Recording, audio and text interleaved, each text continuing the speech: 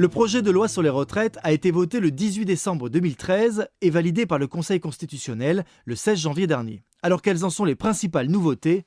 Éléments de réponse. Bonjour, je m'appelle Gilles Castres, je suis juriste à la CFE-CGC et je vais vous parler de 3 points importants qui concernent la réforme des retraites.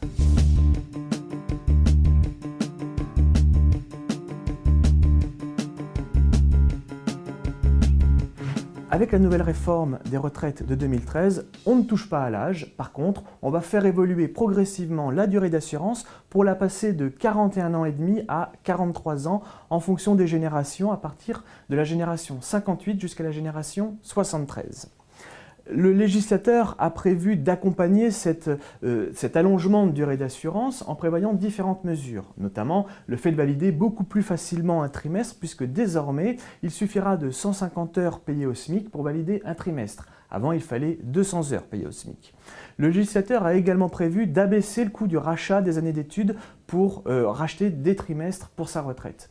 Il est également prévu la validation des périodes d'apprentissage. Enfin, les étudiants qui sont obligés de faire des stages en entreprise pourront valider jusqu'à 2 trimestres pour leur retraite. Cette mesure d'allongement de la durée d'assurance progressive concerne aussi bien la fonction publique que les salariés du privé.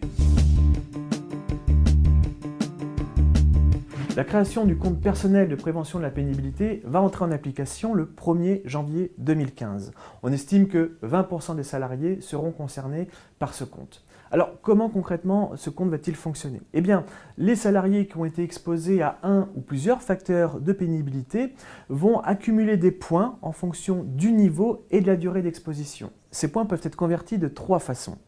Soit en formation professionnelle pour se diriger vers un métier qui n'est plus pénible, soit en temps partiel avec maintien de la rémunération en fin de carrière, soit pour valider des trimestres pour partir plus tôt à la retraite.